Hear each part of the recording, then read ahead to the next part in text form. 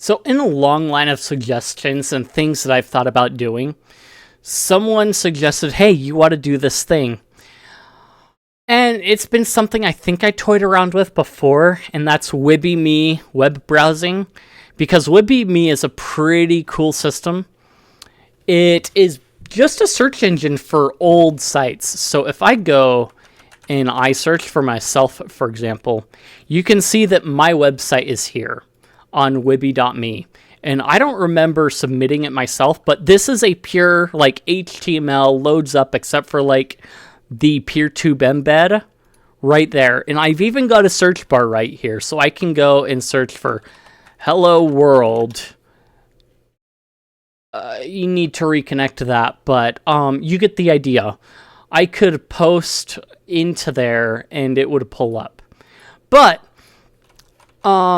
what's cool about Wiby.me is the fact that much like Google, way back in the day, it has a cool surprise me button.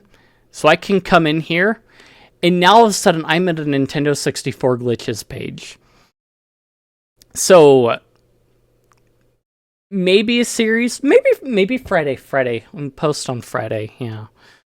But yeah, so Wiby.me, pure HTML retro web browsing goodness. And I found some pretty cool sites that I've done videos on in the past from Wiby.me. And yeah, so Nintendo 64 glitches. I want to go through, let's go to the P's. And let's see, we've got Paper Mario, Perfect Dark. This feels like one of those like old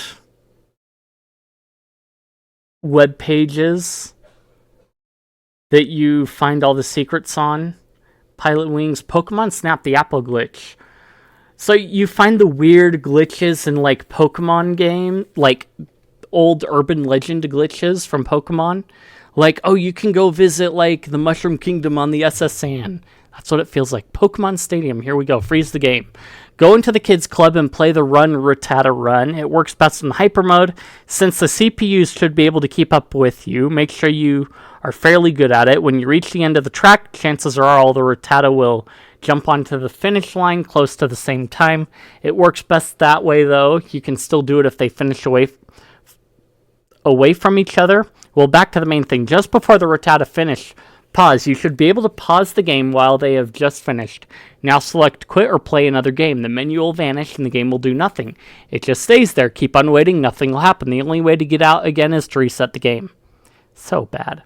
In Hey You Pikachu, take the video telephone and attach it to the fourth game slot. Start Stadium and get to Pokemon Stadium's file select screen. Look at the screen. The game thinks that what you put in was a controller. That's actually because it is. The video, it's technically registers as a controller because it does. It is a controller.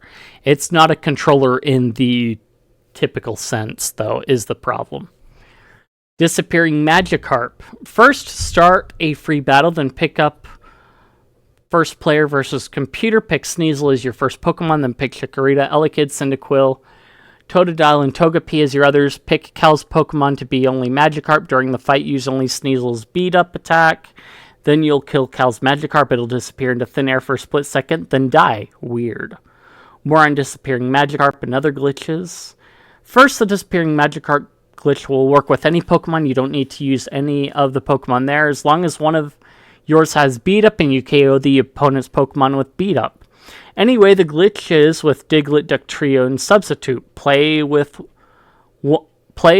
one with Substitute and Dig. Use Substitute, then Dig. Then when Diglett, Dugtrio uses Dig, it'll be above ground. Wait, didn't it go underground? It'll vanish, then reappear and damage the opponent. Also works in Stadium 1. If you lose in the Challenge Cup, if you think the opponent's team is too good, and suspend if you have a continue. When you return to the battle, the opponent's Pokemon will have changed, but yours will have stayed the same. Not really a glitch, but sometimes if you KO one of the first Rocket's Pokemon in the Gym Leader Castle, he'll say, just as I planned it. What? You mean he wanted his Pokemon to faint? This is just lazy programming. Check out the Academy. Earl really proves himself to be a real idiot. Other than all the bad recommended moves, he says to put Sunny Day on grass types to boost Solar Beam to 1 turn. But since Sunny Day boosts fire-type moves and grass are weak to fire, you're committing suicide. He proclaims submission as the most powerful fighting move, but cross chop, base 100 power, dynamic punch, and high jump kick all have better power than submission. Sometimes you get a save error, clean it, and put it back in. I heard that many people forget to press A. Do it, otherwise it is El Corrupto for your game data. It might partially save like a glitch that lets you delete only part of the data in Zelda 4, but that's a different story. Ocarina of Time Zelda 4, that's what I'm pretty sure they mean. Yeah. Don't blow your cartridge off, though. You can find cleaning stuff for the pins on your cartridge. Super Floating Totem Pole. It requires you have earned the ability to fight with players on foot in multiplayer mode. If you haven't already earned the foot soldiers, you need to earn all the medals in expert mode. Now on with the trick. Select a 4-player point match. Have all the players on foot in their Corneria level. Get all of them to meet near one of the pyramids in the middle and try to get one player to jump directly on top of another. Now have a third player jump on top of the other two. Use a pyramid to help get a little extra high. Finally have the last player jump on top of the whole stack. This is very tricky to do and may take several attempts before you get it right. Make the top player aim directly down and fire one shot at the others below. If the players are lined up just right, the blaster will knock the bottom player out of the totem pole, but the other players will be suspended in midair. It is very difficult to do just right, but it looks funny when it works. Try to see how high you can stack this totem pole. Interesting. This might work in, Starship, because I was seeing people post screenshots of Starship and the on-foot stuff. But yeah. I wonder if these will work in Starship, though, being as they're bugs in the game itself. Turbo Boost, Dual Controller Mode, Empty Game. I think I've seen this one. Oh, yeah. This was a cheat shown off that's shown up in other games. Select End and hit L. Now enter your name with the usual way. Now control the game with 2 analog sticks. Forward on both sticks to drive and pull back to steer. Oh, that's actually really cool. They should enable something like that for the PC port or the Switch port, or should have. That would have been really cool. Invincibility. Empty game. RR Jabba. And then starting, you will be invincible. Mirror mode. Ooh. Very fast lap glitch. Rogue Squadron.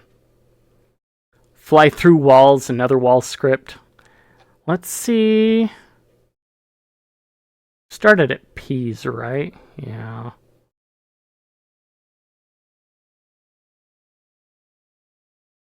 Do we have a Z up here? No. Let's go through L's. Small indestructible Deku stick. Oh, this one happens randomly, but with a glitch you can hit walls without breaking the stick. The easiest place to try this is outside the Deku tree. From the start of the Deku tree, go down on the one floor to the place where you have pushed a block into the shallow water. Get on top of the block and face away.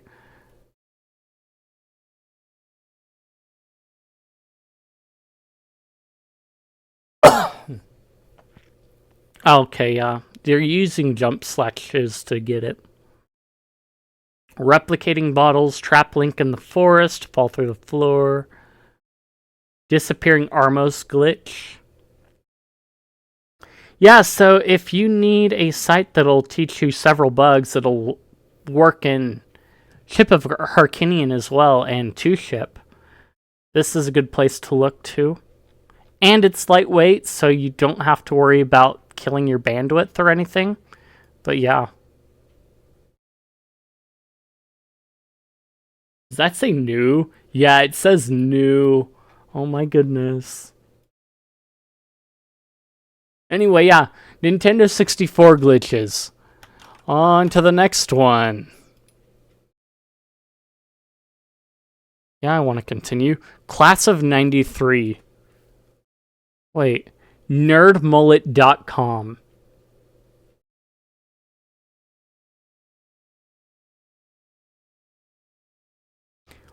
What? That's all this is? So we've got a Twitter. We've got a blog.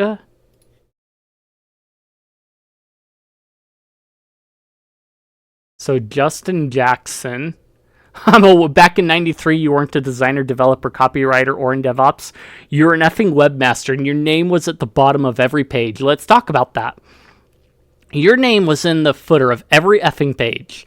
The domain might have said tomstrucking.net, but it was built, hosted, and maintained by one person. If you had a question, you emailed webmaster at tomstrucking.net, and that address got a lot of emails. Please play the Star Trek theme when people get to my site. Can you put a hit counter on my webpage? I want my headline to be blinking. Folks treated webmasters like damned magicians. Just email us with your cyberspace dreams and we'll make them a reality. We couldn't draw, but we harnessed simple design patterns and made them work. We weren't engineers. We could bend a CGI script to our will. We weren't writers, but we discovered that words were the core of every page. In the process of doing all these things, we fell in love. What did we love? The variety. People would come to us with a problem and we would figure out a solution. We couldn't just search the web because the web was still being written. And you couldn't just punt a hard question to the engineer in the desk next to you. Why? Because you're sitting alone in a utility closet packed with floppy disks and old tape drives. I feel that some days. Packed into like the old attics of airports with like old computers that have never been touched and never dusted off for ages. In the 90s, and the webmasters came in all sorts of flavors. Some were IT people, others came from the print world, many worked in academia. There was a group that was more artsy-fartsy, musicians, painters, writers, and there were snot-nosed kids tying up their parents' landlines with dial-up modems. Despite our diversity, we had a shared skill. We knew how to make a website. This, as it turns out, is pretty effing fantastic. Sure, you could charge someone and build them a website, but even better, you could make your own website. You'd publish whatever you were passionate about, sporks, whiskey, or your hatred of Internet Explorer. Crazy enough, you put that stuff online and you'd meet other folks who like the same damn thing. And all you really needed was a text editor and maybe an FTP client. If webmasters were magicians and the web was our magic, our websites were pretty damned ugly. Instead of worrying about window dressing, we focused on words, hierarchy, and structure. Each new page started in a text editor looking something like this. What's this effing page about? This is what this page is about. For more information, go here. Horrible. Sure, it was simple, but it was focused. No distractions, just what idea are you trying to express? We've seen a lot of cool stuff built on the web, but we've also seen lots of honky too. Barriers to entry, walled gardens, gatekeepers, some things have been made unnecessarily complex. At its core, a web page is simple. That's the beauty of it, and when you publish HTML to a server that you control, that's effing powerful. Autonomy and independence are central to the web. We can't forget that. The world still needs some effing webmasters. We might not all be making websites professionally anymore, but we should keep making websites. The passion, the freedom, the joy. We need to pass this on. Let's use the web to create neat, new, exciting things. Let's use the web to help people understand each other. Let's take Tim's words and inspire a new generation to love a simple HTML page the same way we do. I'm a webmaster. Let's see, that's a mail to link. Nerdmullet.com, we've been there. Spork.org. Whiskey. And hating on Internet Explorer. We are also focused on words. This is the same dude. Tim Bernay's Kids. Answers for young people. This just went down a rabbit hole. Some of these questions are not answered in much more depth in my book, are now answered in much more depth. Weaving the web. Doing answers for young people. Doing a report. Want to figure out how the web works. I have put here some answers to questions that children of various ages have asked. If you need the answers for a school project or just because you're interested, feel free to quote them from here. In your report, please say where you got them from. This is just one page for kids of all ages, so you might feel the answers are too simple and too complicated. I hope you find it useful anyway. Where were you when you invented the World Wide Web? What made you think of the World Wide Web? What happens when you click on a link? Did you invent the internet just like that? Why do you keep saying everything is so simple. Can you tell me more about your personal life? I need a primary source for a project on you. I'm interested in math more than what's at school. What is fun? Was the World Wide Web a good thing or a bad thing? Okay, I'm going to leave that for another video, actually. Gosh. Somebody needs to Oh, no. Oh, I love this. Oh. I'm going to have to... We're at 15 minutes already, so here's what I'm going to do. I'm going to stop here. We're going to do another part. And yeah, this series is... If you liked the content, if you enjoyed it, if you think I deserve it, like, comment, subscribe, leave any criticisms you have or what have you. I appreciate it. Feed that algorithm, like I said, and I will see you guys in the next one.